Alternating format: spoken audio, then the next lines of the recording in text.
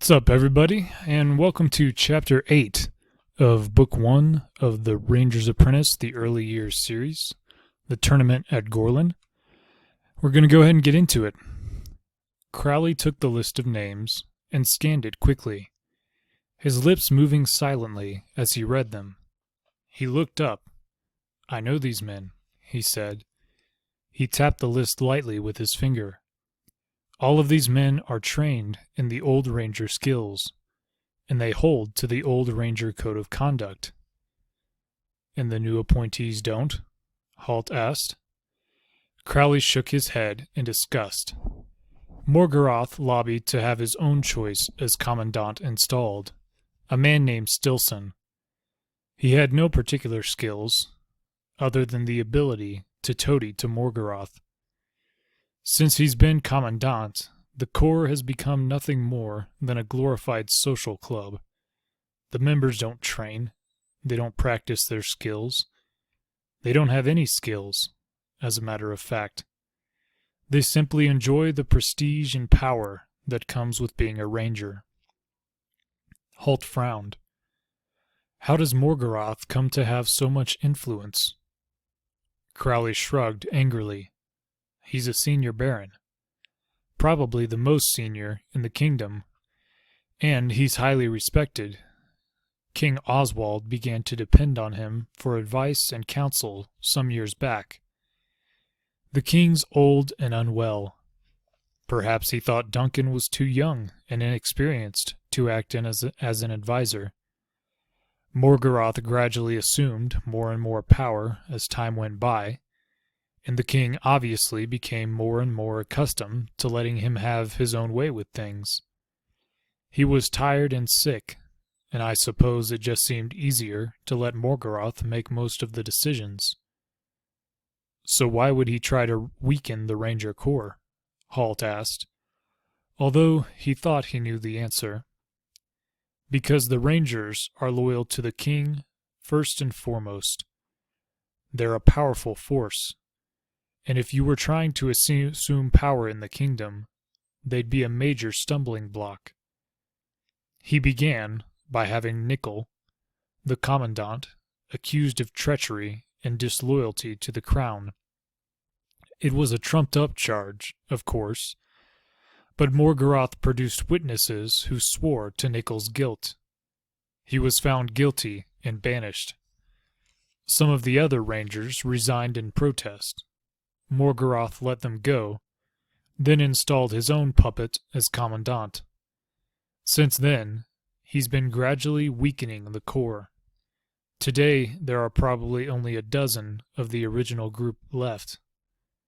Holt glanced meaningfully at the parchment in Crowley's hand. Not even that, by the look of things. Crowley nodded sadly. No, it looks as if he's finally destroyed the Corps, and removed it as an impediment to his ambitions. Let's see what else he has to say, Halt said. Kneeling, he picked up another scroll and carefully popped the sealing wax clear of the ribbon. He glanced quickly at the message on the scroll and shrugged. Nothing important here.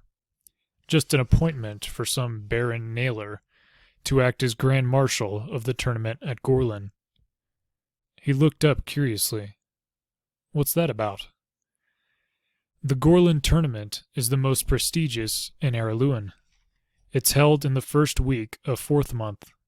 Morgarath has been hosting it for the past 10 years. He's won the Golden Spur trophy 3 out of the past 4. The Golden Spur? Halt interrupted. Tournaments weren't a feature of life in Hibernia, and he had no idea what a golden spur might signify. It's awarded to the grand champion of the tournament, the man who defeats all challengers in single combat.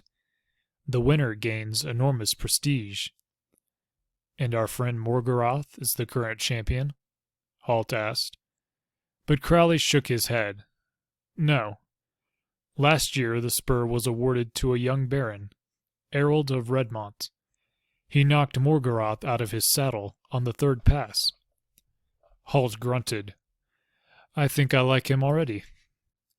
He set the second parchment to one side, being careful to retain the small blob of yellow wax bearing Morgoth's seal, then pried the seal from another parchment roll. He read in silence for a few seconds, then let out a low whistle. He looked up at Crowley. "Well, I think this tells us just about everything," he said, and handed the sheet to Crowley. The ranger smoothed out the parchment, which had curled up on itself as Halt passed it to him.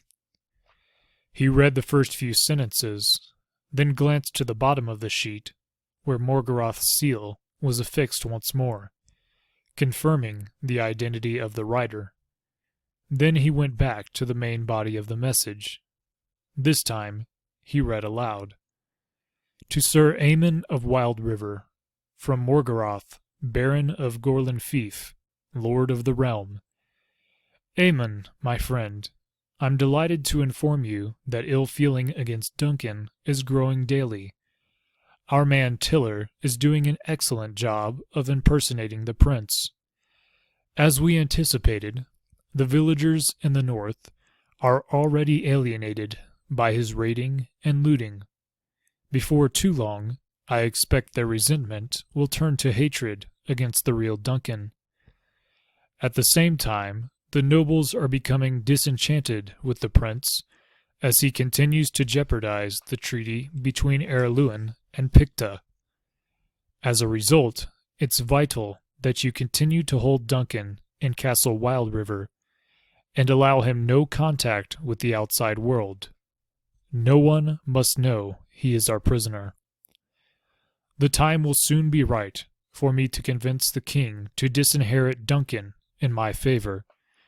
In the meantime, Duncan is to be kept alive. If Oswald refuses to cooperate, we can control him by threatening his son. I will announce my appointment as Oswald's heir and regent at the annual tournament. It's an appropriately prestigious affair, and a large number of the nobles will be there. Many of them have already been persuaded to my cause. As for those who might oppose us, we'll have them gathered in the one place, giving us a chance to thin their ranks. Once my position as Oswald's heir is confirmed, we will have no further need of Duncan. Until then, allow no serious harm to come to him, at your peril. M. Crowley looked up from the written sheet. "So now we know," he said. Halt nodded. "The question is, what do we do about it?" Crowley thought rapidly. "The tournament is 7 weeks from now. We're going to have to break Duncan out of this Castle Wild River before then, and have him confront Morgoth. As Morgoth says, there'll be a large gathering of barons and knights, and that will work in Duncan's favor, just as much as it would for Morgoth. We don't want to rescue him too soon," Halt said. "If Morgoth hears he's escaped, he may well change his plans. But you're right. If Duncan appears at the tournament, he'll have the chance to sway the barons back to his side, particularly if we free the king as well. And it might be a good idea to drag the impostor along and have him admit that he's been the one stirring up the north. So it's simple. We take the false Duncan prisoner, we set the real Duncan free, and we rescue the king from Castle Gorlan before the tournament begins," Halt said. Crowley raised an eyebrow as he considered the tasks before them. "That's a lot to ask of just 2 men.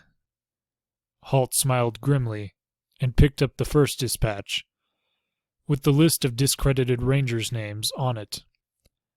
"I think I know where we might find some help," he said. Of course, their plans would be jeopardized if Morgoth learned that his dispatch to Castle Wild River had been intercepted. While Crowley kept a careful watch over the unconscious dispatch writer, Halt set about resealing the scrolls they had opened.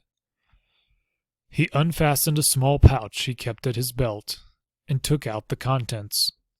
There was a cylindrical plug of lead some 3 centimeters in diameter, about the size of the seal used to fasten the wax over the ribbons on the scrolls. He re-rolled the parchment sheets and tied the black ribbons to hold them in place. Then he set about carving a shape into the flat, smooth, lead end of the plug. After making sure that the dispatch writer was still unconscious, Crowley looked curiously over Halt's shoulder and saw that he was using a thick, pointed bodkin to gouge a lightning bolt shape into the end of the lead. It looked roughly like Morgoth's seal, he thought, but it wasn't exact. "Do you think that'll fool them?" he asked. Halt looked up briefly. "Think about it. If you received a message from Morgoth, carried by Morgoth's messenger, how carefully would you check the outside seal?" Crowley pursed his lips. "Not too carefully.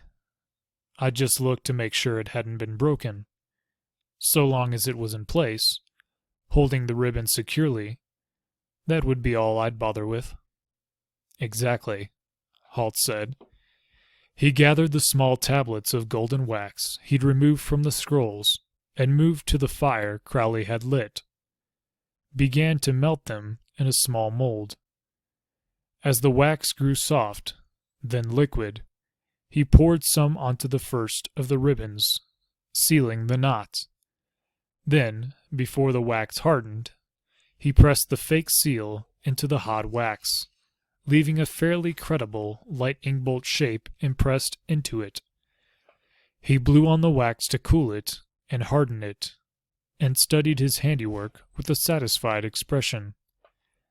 "That looks good," Crowley said. Halt nodded. He was busy melting the remaining wax so that he could reseal the other 2 messages. Crowley watched him, frowning uncertainly. "Where did you learn to do all this?" he asked suspiciously. He was a little scandalized by Halt's unabashed ability to forge a seal. "Oh, I have many skills," Halt said. "Fortunately, I'm an honest man." Crowley nodded. "So I can see." Halt waited a few minutes for the wax to harden completely on the 3 messages, then replaced them all in the rider's saddlebag. "Now all we have to do is wait for Sleeping Beauty to awaken," he said. Crowley grinned. "Do you want to try giving him the kiss of true love?" he asked. "I've heard that'll do the trick." Halt glowered at him. "I don't think so." It took a few more minutes for the dispatch rider to begin to stir. He moaned once or twice, then raised his hand to his forehead. Halt shook him gently, then tapped him lightly on the cheek with his palm. "Wake up, sir," he said, affecting a thick country accent. "You've had a terrible fall." The man's eyes opened, and he stared groggily at the bearded face looking down on him. "What happened?" he said, his voice thick. "You fell off your horse. You've been out cold for an hour or more." The man looked around, confused and dazed. He saw his horse standing nearby, tethered to a tree. Crowley moved into his field of view with a 2-meter length of creeper he'd cut from a tree a few meters from the path. "This creeper was hanging in a loop from a tree," he said. "It caught round your neck and pulled you from the saddle." The rider nodded slowly. He had a vague memory of something around his neck, jerking him violently backward. Then suspicion clouded his face, and he looked quickly to the horse again, reassured by the sight of the saddlebags hanging behind the saddle. "Do you know what's in the saddlebags?" he asked, his voice harsh. Crowley shrugged, and managed a guileless look. He's good at that, Halt thought. "Lots of papers and such," said Crowley. "Did you read them?" the man demanded. "It's a crime to open a sealed dispatch. You could be in big trouble." Crowley shrugged, maintaining his open-faced, honest look. No point to that. Us can't read. Us can't read? He's laying it on a bit thick, Halt thought. The dispatch rider looked relieved. There was no reason for him to doubt Crowley's statement. They appeared to be simple foresters, and it would be surprising if they were literate. The man held out a hand to Halt. "Help me stand," he demanded. For a moment, annoyed by the arrogant tone, Halt was tempted to help him lie down again by virtue of a fist to the jaw. But he managed a helpful smile and hauled the man to his feet, helping him keep his balance as he walked unsteadily to the horse. The rider rested his head against the horse for a few seconds while he regained his balance. Then, with Halt's assistance, he climbed awkwardly into the saddle. He looked down at them haughtily. "You did well to assist me," he said. "A dispatch rider is an important person. I'll see you're rewarded." And with that, he set his horse into a trot and rode slowly away from them. Halt and Crowley exchanged a grin. "Since he doesn't know our names, or where we come from, I imagine that'll be a little difficult," Crowley said. Halt nodded. "It's the thought that counts," he replied. And that's going to bring us to the end of chapter number 8. I want to thank you all for joining me, and thank you for listening, and I will hope to see you next time in chapter 9. God bless, and have a good one.